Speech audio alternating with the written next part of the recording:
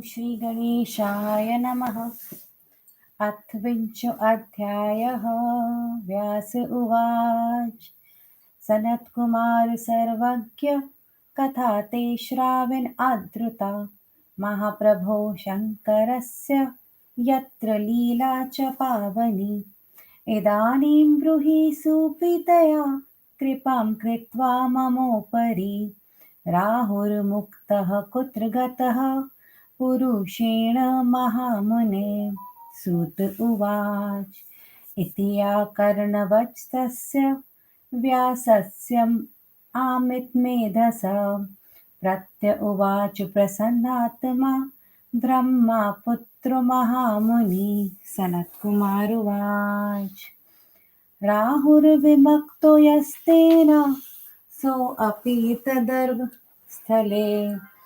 अतः सवर्वरोऽभूत् इति भूमौ प्रथां गतः। ततः स मन्ययेमाना स्वयं पुनर्जन्म इमथानतः। गतगर्भो जगामाथ जलन्धरपुरं शनैः। जलन्धराय सोऽभेतय्य सर्वम् ईश विचेष्टितं। कथयामास तद्वयासा द्वयास दैत्यश्रयाय वै। जलन्धरस्तु तच्छ्रुत्वा कोपाकुलितविग्रहः।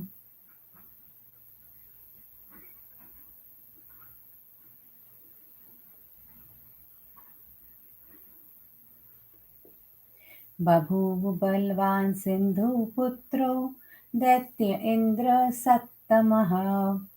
ततः कोपपराधीन मानसो दैत्यसत्तमः। उद्योगं सर्वसैन्यानां दैत्यानां दिदेशः। जलन्धरुवाच।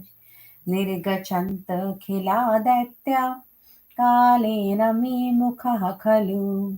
तथा शम्भुन्निशुम्बाद्या वीरः स्वबलसंयुता। कोटिवीरकुश्च दोर्हृदाः कालकाः कालकेयाश्च मौर्या धौम्रास्तथैव च। इति आज्ञापया सुरपति सिन्धुपुत्रः प्रतापवान्। निर्जगामाशु दैत्यानां कोटिभिः परिवारितः। ततस्तस्याग्रतः शुक्रो राहुश्छत्रशिरोऽभवत्। मुकुटश्रापत्तद्भूमौ वेगात् प्रस्खलितस्तदा। व्यराजत् नभः पूर्णं प्रावृषिव यथा घनैः। जाता अशकुना भूरि महानिद्रा विसूचकः। तस्य उद्योगं तथा दृष्ट्वा गीर्वाणास्ते सवासवः। अलक्ष्यस्तास्तदा जग्मु कैलासं शङ्करालयम्। तत्र गत्वा शिवं दृष्ट्वा सुप्रणम्य सवासवः। देवाः सर्वे नतस्कन्धा करौ बद्ध्वा च तुष्टुः। देवा ऊचु देवदेव महादेव करुणाकर शङ्कर। नमस्ते अस्तु महेशान पाहि नः शरणागतान्। वृहलावयं मतुग्रं जलन्धरकृतात् प्रभो। उपद्रवास्तदेवेन्द्र स्थानभ्रष्टः क्षितिस्थितः। न जानासि कथं स्वामिन् देवापत्तिम् इमां प्रभो। तस्मात्रो रक्षणार्थाय जहि सागरनन्दनम्। अस्माकं रक्षणार्थाय यत्पूर्वं गरुड्ध्वजः नियोजितस्त्वया नाथ। न क्षमः सोऽद्य रक्षितुं। तद्दिनो गृहे तस्य रम्या सह तिष्ठति। वयं च तत्र तिष्ठाम अस्ताज्ञावश्कः सुरः अल्क्षिता वयं चात्र गतः शम्भो त्वदन्तिकं स आयाति त्वया कर्तुं रणं सिन्धुसुतो बली स्वामिनर्णे त्वं तं विलम्भं जलन्धरं हन्तुर्महसि सर्वज्ञ पाहि नः शरणागतान् सनत्कुमारुवाच इति उक्त्वा ते सुरः सर्वे प्रभुं नत्वा सवासवः पादौ निरीक्षय सन्त स्तुर्महेशस्य विनम्रकः इति देवचः श्रुत्वा प्रहस्य वृषभध्वजः धृतं विष्णुं समाहूय वचनं चेदमब्रवीत् ईश्वरुवाच ऋषिकेश महाविष्णो देवाशात्र समागतः जलन्धर्कृतापीडः शरणं मेहति विहला जलन्धरः कथं विष्णो सङ्करेणाहस्तव्यया तद्गृहं चापि यातोऽसि त्यक्त्वा वैकुण्ठम् आत्मनः मया नियोजितस्त्वं हि साधु संरक्षणाय च निर्ग्रहाय खलानां च स्वतन्त्रेण विहारिणा सनत्कुमारुवाच इति आकर्णय महेशस्य वचनं गरुड्ध्वजः प्रत्य उवाच विनीतात्मा नतकः साञ्जलिर्हरिः विष्णुरुवाच त्वांशः सम्भवत्वा च भ्रातृत्वा च तथा श्रियः मया न निहतः सङ्गय त्वमेनं जहि दानवं महाबलो महावीरो जेयः सर्वदिवौकसाम् अन्येषां च अपि देवेश सत्यम् एतद् ब्रवीमयहम् मया कृतो रणस्तेन चिरं देवान्तितेन वै मदुपायो न प्रवृत्तस्तस्य मन्दान्न पुङ्गवे त्वत्पराक्रमतस्तुष्टो वरं ब्रूहीतयं खलु इति मद्वचनं श्रुत्वा स वर्वे वरमुत्तमम् मद्गिन्या मया सार्धं मद्गेहे ससुरो वस मद्धीनो महाविष्णो इति अहं तद्गृहं गतः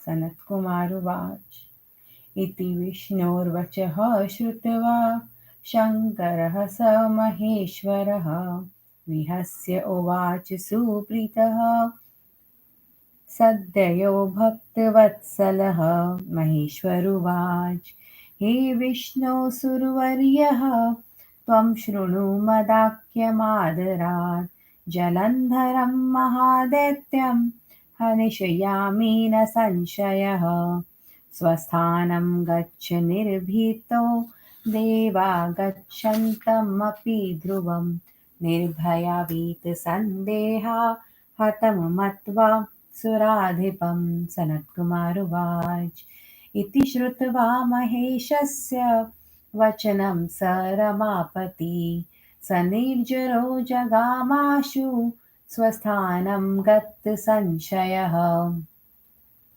एतस्मिन्नत्रि व्यास स दैत्य इन्द्रोऽतिविक्रमः सत्रद्वैरसुरैः सार्धं शैलप्रान्तं ययौ बली कैलासं वरुध्याथ महत्तया सेनया युतः सनस्थौ कालसङ्काशः कुर्वन् सिंहरवं महान् अथ कोलाहलं श्रुत्वा दैत्यनादः समुद्वयम् चुक्रोधातिमहेशानो महालीलः खलान्तकः समादिदेशसंज्ञयाय स्वगणान् स महाबलान् नन्द्या आदिकान् महादेवो महोत्तिः कौतुकी हरः नन्दिं मुखसेनानि मुखा सर्वे शिव आज्ञया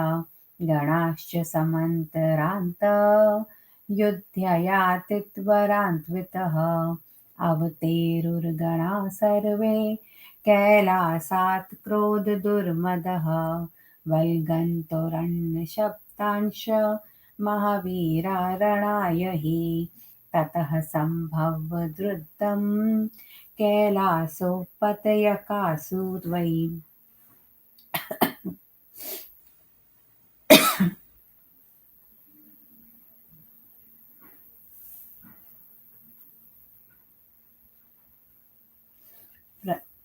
प्रमथादिपदैत्यानां घोरं शस्त्रास्त्रसङ्कुलं भेरीमृदङ्गशङ्खैर्निः स्वानैर्वरिहर्षणैः गजाश्ररथशब्दैश्च नादिता भूर्वकम्पत शक्तितोमरबाणौ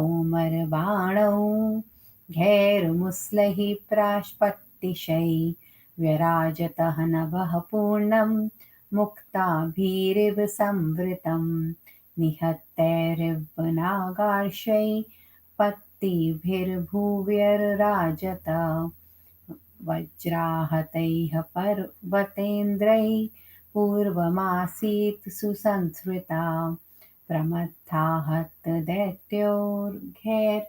दैत्या आहत गणैस्तदा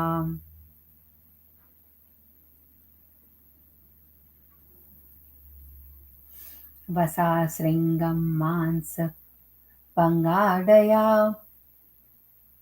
भूर्गम्याः भवतदा प्रमर्थाहत दैत्योघान् भार्गवः सञ्जीवयत युद्धे पुनः पुनः श्रेव मृत्सञ्जीवनी बलात् दृष्ट्वा व्याकुलितान् स तु गणः सर्वे भयार्दिता शंससुरदेवदेवाय सर्वे शुक्रविचेष्टितं तच्छ्रुत्वा भगवान् रुद्र श्रृङ्कारक्रोधमुल्लबणं भयङ्करोऽतिरौदर्श्च बभूव प्रज्वलन्तिषः अथ रुद्रम् उखात्कृत्य बभूवातीव भीषणा तालञ्जङ्गा हतरिवक्त्रा स्तनापीडितभूरुहा या युद्धभूमितरसा ससाद मुनिसत्तं विच्चारः महाभीमा भक्ष्यन्ती महासुरान् अथ तारणमध्ये हि जगां गत्तभिद्रुतं यत्रास्ति संवृत्तो दैत्यवरेन्द्रः स हि भार्गवः स्वतेजसा नभो व्याप्य भूमिं कृत्वा च सा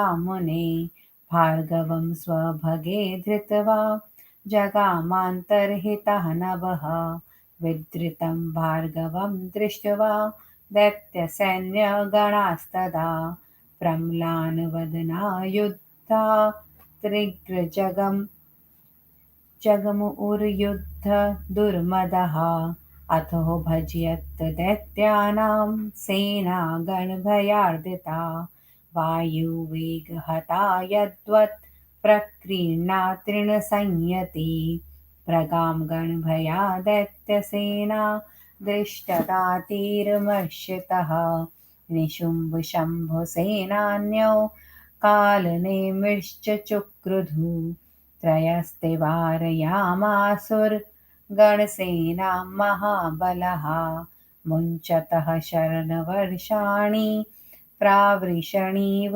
बलाहका ततो दैत्यशरौघास्ते शलभानामिव व्रजा रुरुधुखं दिशः सर्वा गणसेनां कम्पयन् गणः शर्षतैर्भितृरुद्री रासारवर्षिणः वसन्तकिञ्चुकाभासा न प्रजानन्न हि किञ्चन ततः प्रभग्रं स्वबलं विलोकय नन्दादिलं बोदरकार्तिकेयः त्वरान्विता दैत्यवरान् प्रस्रहान् निवारयाम असुरमर्षणासते इति श्रीशिवमहापुराणे द्वितीयायां रुद्रसंहितायां पञ्चमे युद्धखण्डे जलन्धरवधोपाख्याने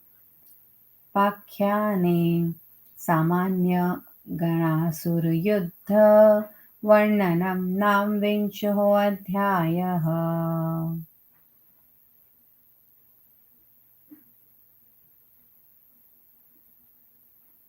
ॐ नमः शिवाय। शिवजी सदा सहाय। ॐ नमः शिवाय। गुरुजी सदा सहाय।